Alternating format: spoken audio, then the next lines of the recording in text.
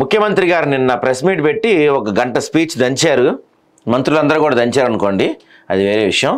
ఆదాయాన్ని పెంచుతాం, పేదలకు పంచుతాం. 2034 నాటికి 1 ట్రిలియన్, 2047 నాటికి 3 ట్రిలియన్ల ఆర్థిక వ్యవస్థే మా లక్ష్యం. సో ఇక్కడ ఆదాయాన్ని పెంచి పేదలకు పంచుతామని చెప్తున్నారు. చాలా క్లియర్గా వినాలి మీరు ఒక్కసారి. ఇదంతా కూడా ప్రజలంతా కూడా మనం ఆలోచించాలండి.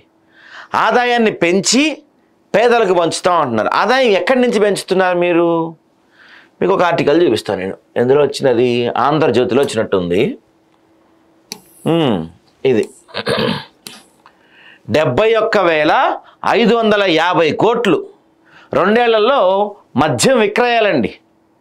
అంటే ఇది ప్రభుత్వం పెంచిన ఆదాయం.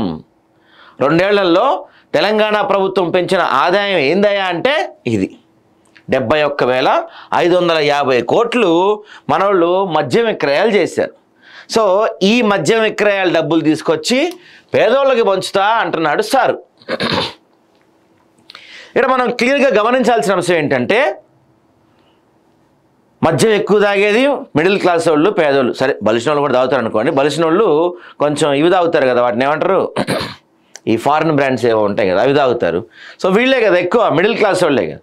అంటే మీరు మిడిల్ క్లాస్ వాళ్ళ దగ్గర నుంచి మద్యంలో వాళ్ళని ముంచి లేపి మద్యం అమ్మకాలు పెంచి వాళ్ళని తాగించి తెలంగాణగా ఆ మధ్య హైకోర్టు కూడా అంది, ఇంకొంతకాలం పోతే తెలంగాణ పేరు మార్చాల్సి వస్తుందేమో, ఏదైనా మద్యం పేరు వచ్చేట్టుగా పేరు పెట్టుకోండి అని చెప్పి ఒక మాట ఆ మధ్య కోర్టు వారు కూడా అన్నారు. మేబీ అదే నిజమయ్యే పరిస్థితి కనపడుతుంది ఇక్కడ మనకి. మెల్లమెల్లగా చూస్తే మేము ఆదాయం పెంచుతాం అంటే ఇంకేం చేస్తారో అనుకుంటున్నా. ఓ పక్కన రియల్ ఎస్టేట్ పడుకుంది, పూర్తిగా ఫ్లాట్ అయిపోయింది రియల్ ఎస్టేట్, 0. ఆత్మహత్యలు చేసుకుంటున్న రియల్టర్లు మొత్తం. మరి ఇంకేడ్ నుంచి సంపాదన సృష్టిస్తున్నాడయ్యా ఈ పెద్ద మనిషి అంటే మద్యం నుంచి చేస్తున్నాడు. ఒక్క మద్యం నుంచి తప్ప దేని నుంచి సంపాదన సృష్టి చెయ్యలేరు కూడా. తెలంగాణ ఒక భయంకరమైన పరిస్థితిలో ఉందండి. ఇప్పుడు ప్రజలందరూ చాలా అర్థం చేసుకోవాల్సిన అవసరం ఎంతైనా ఉంది, ఆలోచించాల్సిన అవసరం ఎంతైనా ఉంది. ఒక భయంకరమైన స్టేజ్లో ఉంది తెలంగాణ ఇప్పుడు. గత 10 ఏళ్ళు వాళ్ళ చేతిలో పెడితే వాళ్ళు దోచుకు తిన్నారు, ఇప్పుడు వీళ్ళ చేతిలో పెడితే వీళ్ళు దాన్ని కంటిన్యూ చేస్తున్నారు. ఓ పక్కన అంటే నాకేదో ఏపీ సీఎం చంద్రబాబు అంటే నాకేం ఇష్టంగా ఆయన చుట్టం ఏం కాదు, ఎగ్జాంపుల్ చెప్తున్నాను నేను. వాళ్ళు ఏదో ఒక విజన్ పెట్టుకున్నారు, ఏదో డెవలప్మెంట్ పెట్టుకున్నారు, ఏదో సాఫ్ట్వేర్ కంపెనీలు రావాలనో పెట్టుబడులు రావాలనో ఏదో ప్లానింగ్లో నడుస్తూ ఉంది వాళ్ళ రాష్ట్రం. వాళ్ళొక్కటే కాదు, దేశంలోని అన్ని రాష్ట్రాలు కూడా అదే పనిలో ఉంటాయి. కానీ మన తెలంగాణ మాత్రం ఒక ఈవెంట్ ఆర్గనైజేషన్ అయిపోయింది ప్రభుత్వం ఒక ఈవెంట్ ఆర్గనైజర్. ఒక అందాల పోటీలు పెడతారు, తర్వాత ఇంకేదో పోటీలు పెడతారు. ఇప్పుడేమో నెక్స్ట్ మంత్ నుంచి ఈ తెలంగాణ రైజింగ్ ఉత్సవాలు పెడుతున్నారంట. రేపు ఎల్లుండో మెస్సీతో మ్యాచ్ ఉంది, ఆ తర్వాత ఇంకో ఈవెంట్. ఇదొక ఈవెంట్ ఆర్గనైజేషన్ అయిపోయింది తెలంగాణ గవర్నమెంట్. ఈయన ఏమీ చేయలేడు ముఖ్యమంత్రి. ఈయన ఏం చేయాలన్నా ఓ పక్కన రేవంత్ రెడ్డి, మన రాహుల్ గాంధీ పర్మిషన్ తీసుకోవాలి, మోడీ పర్మిషన్ తీసుకోవాలి, చంద్రబాబు పర్మిషన్ తీసుకోవాలి, జానారెడ్డి పర్మిషన్ తీసుకోవాలి, ఉత్తమ్ కుమార్ రెడ్డి పర్మిషన్ తీసుకోవాలి, ఆ రెడ్డి పర్మిషన్, ఈ రెడ్డి పర్మిషన్, అందరు రెడ్డిలు కలిసి అందరు ముడ్డీలు వచ్చినాడు జనాలకి. ఏమీ లేదు, 0. ఈవెంట్ ఆర్గనైజేషన్ చేస్తున్నారు. ఒక మంచి ఈవెంట్ ప్లానర్ని పెట్టుకున్నారు. వరుసగా ఈవెంట్ల మీద ఈవెంట్లు చేసుకుంటూ వెళ్తున్నారు. అప్పుడప్పుడు ఇట్లాంటి ప్రెస్ మీట్లు పెట్టి అలాంటి పుస్తకాలు పెట్టి గంటలు స్పీచ్లు దంచుతూ ఉన్నారు. అంతకు మించి తెలంగాణలో ఒక విజన్ లేదు, ఒక ప్లానింగ్ లేదు, ఒక పెట్టుబడుల ఆకర్షణ లేదు, ఒక కంపెనీస్ వచ్చింది లేదు, ఉన్న కంపెనీస్ పోతుంటే ఆపుతుంది లేదు, పేదవాళ్ళని పట్టించుకునేవాళ్ళు లేరు, మిడిల్ క్లాస్ వాళ్ళని పట్టించుకునేవాళ్ళు లేరు, విద్యార్థులు చచ్చిపోతున్న అడిగేటోళ్ళు లేరు, ఉద్యోగాలు లేక నిరుద్యోగులు ఆత్మహత్యలు చేసుకుంటున్న అడిగేటోళ్ళు లేరు. ఇక చాలామందికి ఇప్పుడు ఏమనిపిస్తుంది అంటే సమైక్య రాష్ట్రమే మేలు కదా అనిపిస్తుంది. ఈ 12 ఏళ్ళ తెలంగాణను చూసిన తర్వాత సమైక్య రాష్ట్రమే మేలేమో అనే ఆలోచన బయటికి చెప్పలేకపోవచ్చు. ఎందుకంటే మనం కొట్లాడి ఎంతోమంది ప్రాణాలు అర్పించి తెచ్చుకున్న తెలంగాణ కాబట్టి బయటికి చెప్పలేకపోవచ్చు. కానీ లోపల చాలామంది మేధావుల మనసులో, చాలామంది ఉద్యమాలు చేసి చాలామంది పోరాటాలు చేసిన వాళ్ళ మనసులో మెదులుతున్న ఆలోచన ఇదా, దీనికోసం మేము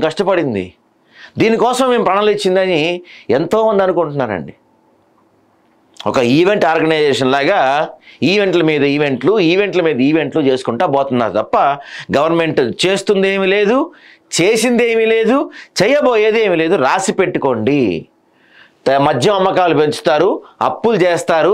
వీళ్ళ విలాసాలకి వీళ్ళు చెప్పిన ఫ్రీ హామీలు, ఫ్రీ బస్సు, తొక్క తోలు ఇవన్నీ ఉన్నాయి కదా, వాటన్నిటి కోసం మిమ్మల్ని మరింత దాగిస్తారు.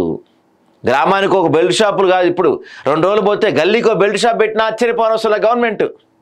మీరు తాగండి రా భయ్, మీరు తాగండి, కావాలంటే గవర్నమెంటే మీకు డోర్ డెలివరీ కూడా చేసే పరిస్థితి రావచ్చేమో. ఓ పక్కన గవర్నమెంట్ మద్యం అమ్ముతూ ఉంటుంది, ఓ పక్కన అదే గవర్నమెంట్ డ్రంక్ అండ్ డ్రైవ్లో పట్టుకుంటూ ఉంటుంది, ఓ పక్కన తెలంగాణ వ్యాప్తంగా ఈ హత్యలు, నేరాలు, అత్యాచారాలు పెరిగిపోతున్న దానికి కారణం కూడా ఈ మద్యం అమ్మకాలే. మీరేమో ఇక్కడ ఆదాయం పెంచుకుంటా పోతున్నాం, పేదలకు పంచుకుంటా పోతున్నాం అని చెప్తున్నారు. యాడ్ నుంచి పెంచుతున్నారు ఆదాయం? నాకేం కనపడుతున్నా మీరు పెంచుతున్న ఆదాయం. 2034 నాటికి 1 ట్రిలియన్, 2047 నాటికి 3 ట్రిలియన్ల ఆర్థిక వ్యవస్థే మా లక్ష్యం అంట. బలమైన ఆర్థిక రాష్ట్రంగా నిలదొక్కునేందుకు విజన్ డాక్యుమెంట్లు తయారు చేయడం ఈజీ కదా. ఔటర్ రింగ్ రోడ్డు ప్రాంతాల అభివృద్ధికి చర్యలు చేపట్టాం. తెలంగాణ అభివృద్ధిలో రైతులను భాగస్వాములను చేస్తాం. కొత్తగా ప్యూర్ రేర్ పాలసీలు తీసుకొస్తున్నారంట. ఏందో అవి? తెలంగాణకు మరో 4 విమానాశ్రయాలు తీసుకొస్తున్నాం. హైవేలు, పోర్టులు, ఎయిర్పోర్ట్ కనెక్టివిటీ ద్వారా పెట్టుబడులు ఆకర్షిస్తాం. తెలంగాణ రైజింగ్ 2047 విజన్ డాక్యుమెంట్పై సీఎం రేవంత్ రివ్యూ. దీంట్లో ఎక్కడా కూడా మిడిల్ క్లాస్ వాళ్ళు లేడు. రైతులను భాగస్వామ్యాలు చేస్తామంటున్నారు. ఆ రైతులకు ఇంతవరకు యూరియా అయితే యూరియా దొరకదు, లేకపోతే దాన్ని ఏమంటారు, మన రైతు భరోసా రాదు, రుణమాఫీ సరిగ్గా అవన వాళ్ళు ఇప్పటికీ చాలామంది ఉన్నారు. రైతు భరోసా పడని వాళ్ళు ఇప్పటికీ కోకొల్ల మంది ఉన్నారు. కబుర్లు చెప్పమంటే, ప్రెస్ మీట్లు పెట్టి దంచమంటే గంటలు దంచుతారు మంత్రులు. ఇక్కడ ఉన్న మంత్రులు ఒకసారి చూద్దాం మనం. దేవాదాయ శాఖ మంత్రి.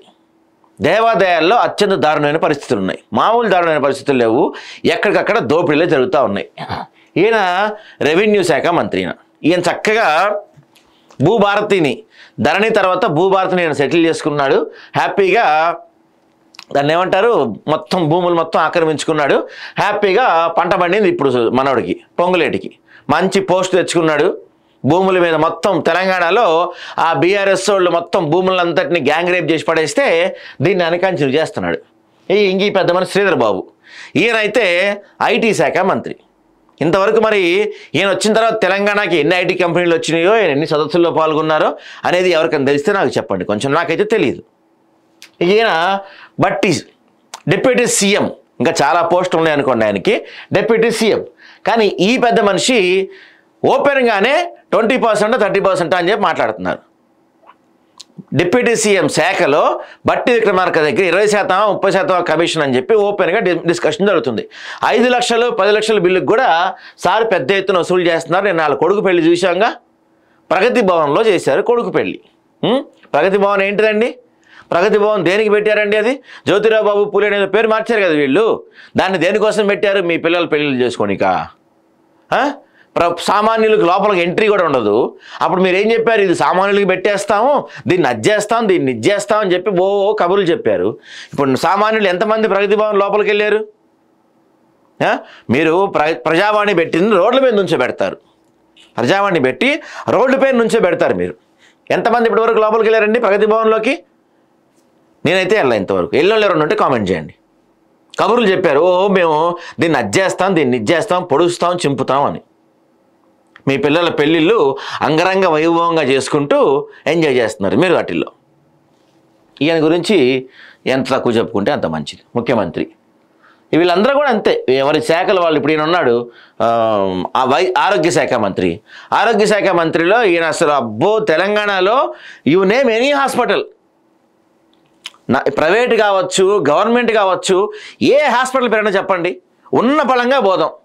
తెలంగాణ రాష్ట్ర వ్యాప్తంగా ఏ హాస్పిటల్ అయినా తీసుకోండి, గవర్నమెంట్ హాస్పిటల్స్, ఆ బాత్రూములు కానీ, ఆ వార్డులు కానీ, ఆ పెటర్నిటీ వార్డులు కానీ, ఆ చైల్డ్ కేర్ కానీ, అవన్నీ ఎంత దారుణంగా ఉంటాయంటే, ఒక సంపూర్ణ ఆరోగ్యవంతుడు ఆ హాస్పిటల్లోకి వెళ్ళి 2 అడుగులు వేసి బయటకు వచ్చాడంటే వాడికి ఏదో ఒక రోగం వస్తుంది. కొంచెం అటు ఇటుగా వెళ్తే మాత్రం కత్తమే ఆడిక, అట్నుంచి అటే ఆ హాస్పిటల్ నుంచి వాడే డైరెక్ట్కి వెళ్ళి మార్చిలో పడుకోవాల్సి వస్తుంది. తీసుకెళ్ళాల్సిన అవసరం కూడా లేదు. అంత దారుణంగా ఉంది పరిస్థితి. వీళ్ళందరూ కూడా ఎవరికి వాళ్ళు సంపాదించుకునే పనిలో పడి, ఎవరికి వాళ్ళు వాళ్ళ ఆస్తులు పెంచుకునే పనిలో పని, ఎవరికి వాళ్ళు ఒక ఈవెంట్ ఆర్గనైజ్ చేస్తున్నారు తప్ప వీళ్ళు పొడిసింది, పీకింది, చేసింది ఏమీ లేదు తెలంగాణకి. ఆ 10 ఏళ్ళు వాళ్ళు దోచుకుంటే వీళ్ళు ఇంకా వాళ్ళ తాతలు తయారవుతున్నారు. వీళ్ళు వాళ్ళన్నా ఏదో కాస్త ఫ్లైఓవర్లు గట్రా వేసారు. వీళ్ళు వచ్చిన తర్వాత 0.